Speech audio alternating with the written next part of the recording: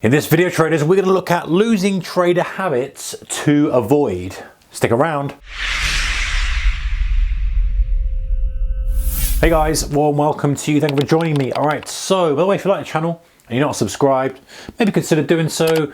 I upload quite a few videos, but you pick and choose what resonates with you. Not every topic you're going to agree with or want to even hear about, but I try to cover a lot of different things, and I try to take a lot of things that I've learned over my 20-year trading career. I try to take things from other traders that I know, from things that I look and observe and see, and kind of distill them down into videos that hopefully helps you. The idea is that you watch a video, you like it, you go, hey, you know what, that's helped me move forward. I know that it's helping a lot of you out there, which is great, because that's the whole point of it. You're not going to want to watch every video, but hey, if you're subscribed, at least you can see what's come up and you won't miss anything. So consider doing that if you like my videos. All right, guys, losing trader habits to avoid. Number one, being seduced by volatility. This is so common, and guys, I remember it used to be me. In fact, when I talk about these kind of stuff, guys, very, very often, a lot of these things are absolutely applied to me.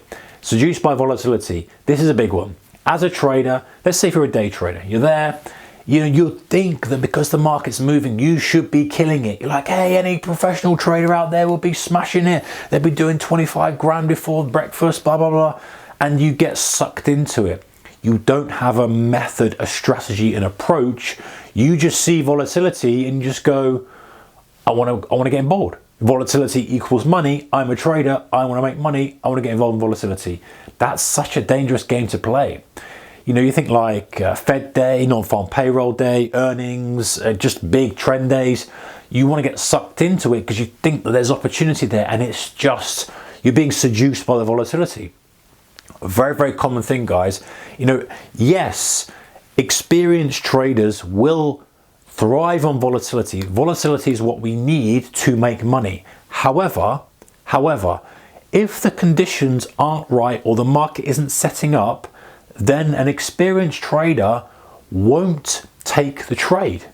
A professional trader doesn't just trade just because it's volatile. Volatility tends to equal more opportunities, yes, and that's the beautiful thing about volatility. You're going to get consistent opportunities. It means you can pass on the very worst one, on the poorest ones, and take the very best ones.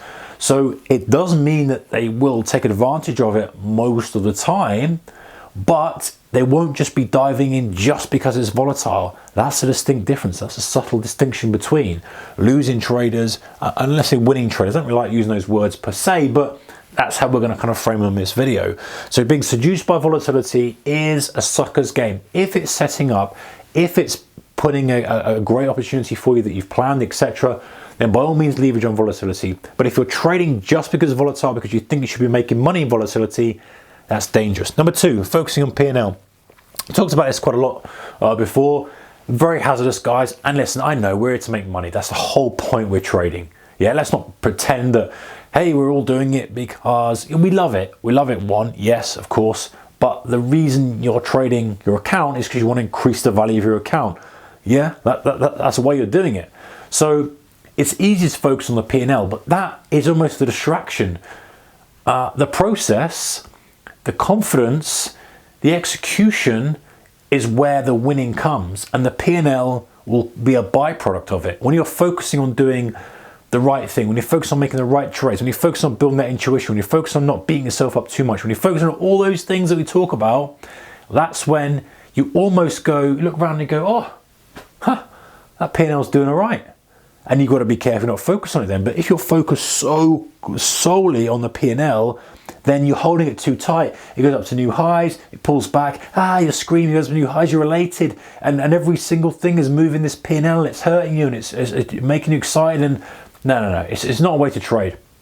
Yes, the P&L is important, of course it is. I'm not saying it's not. However, your focus should be on running the business, should be on executing the right trade, analyzing the trade, getting better at what you're good at, doing the things that you know is going to make you a better trader.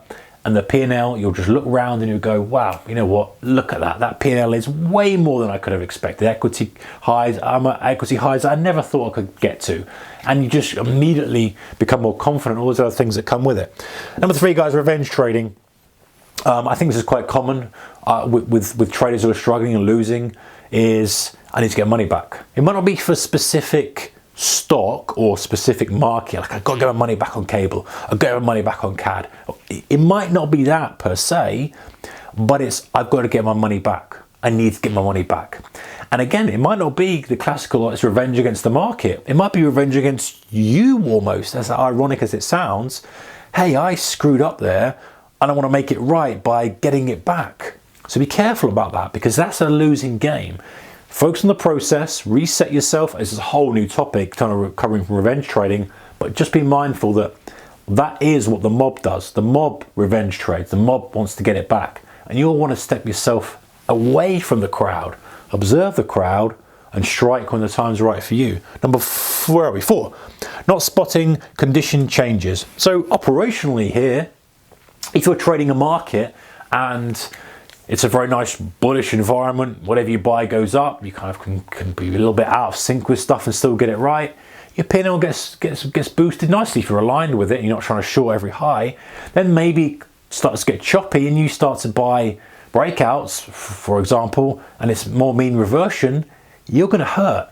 And this is not you suddenly, and the trouble is with losing traders is that they get elated with a little spell, and then of course when they draw down, they're like, oh, it's happening again, I'm losing, I was doing so well, and they correlate the performance with their overall chance of being a successful trader. And in fact, the conditions may be changing. So you're using what was working, those conditions, in the wrong conditions, and any trader who does that is going to lose. And they don't realize that soon enough, and they end up just plowing ahead, giving back all the gains from the conditions that were working with their strategy, and they feel despondent about it, etc., etc., etc. So this is kind of very operational, but spotting the condition changes is key. So just keep an eye on the market you're trading. Is it trending? Is it range bound? Is it, is it breaking out to highs? What's the rotations like? Is it testing levels? Is it wicking? All these kind of little things and nuances. Number 5, trading scared. If you're a losing trader, very common to go, I don't want to lose again. I don't want to lose again. And then every trade is so important. And to a certain extent, some books, Reminiscence of a Stock Operator, great book, but one of the things that Jesse Livermore said, loads of things that I didn't quite like about that, but overall a good book. He was, oh yes, the next trade had to be a winner, to get me out of this hole. And there's a certain amount of luck in that, and you never know the next trade is going to be a winner or not. Maybe different in those days because of different scenarios and stuff. But if you're trading scared and you don't want to lose, you'll never ever get to where you want to be, because even if you make a winning trade, you will snatch that trade because you will not want that money to disappear. You'll be up, let's say you're up $500. Oh, my $500, and then you'll see it come back a little bit. Oh no, it's going to lose it. I'll take the $400. In reality, that thing could just be getting going and could be going up $4,000. You're trading scared. And if you see a loss, you're like, I don't want to take it because I can't afford to take the loss. You completely change the dynamic from what you approach trading. You completely change the way you're framing the trade. So trading scared just never ever works, and is definitely a habit of losing traders. Number 6, guys, not trading more of what works. So again, operationally here, we've got a mindset operational over the shop here, but I think these are good ones. A losing trader tries to do new stuff. There will be something that's working. And if you focus on that and double down on that, you'll start to see some improvements. Now, will you overnight revolutionize your trading? Possibly not, probably not. But you will find much better success with it. You will say, okay, this is working. Let me do more of that. Rather than saying, oh, the whole thing is not working. My whole trading is not working. Let me refresh the whole thing. Rather than saying, well, actually, look, if I'm trading this specific instrument at this specific time or this specific setup, that's all right. Do more of that. Losing traders don't do more of that. They just do everything again and like this, and they do that and do the other, and they're all over the place and this and that and the other. Whereas winning traders know that they're not going to be good at everything, and they may try something out, a new strategy style, and on paper it looks poor. P&L's down, equity curve's down, but when they dig into it, they're like, look, if I only traded that under these conditions, or if I didn't do this and this, that would change the game completely. Right, let me focus more on that. Iterate, improve, start to make some money. How do I get better on those? iterate, improve. How to get bigger on those, iterate, improve. That's the difference. Whereas the losing trader would discard the whole thing because it's wrapped up in a bundle of red P&L, rather than digging into it and digging through all the you-know-what to find the diamonds. It's all wrapped up in the next and the next, and it's that never-ending cycle. So not trading more of what works. So losing trader habits to avoid, guys. Hope that's helped. If you've spotted some of those in there that you suffer from, and guys, normal, completely normal, then maybe address them and it'll help you out. Take care. See you in the next one. Bye-bye.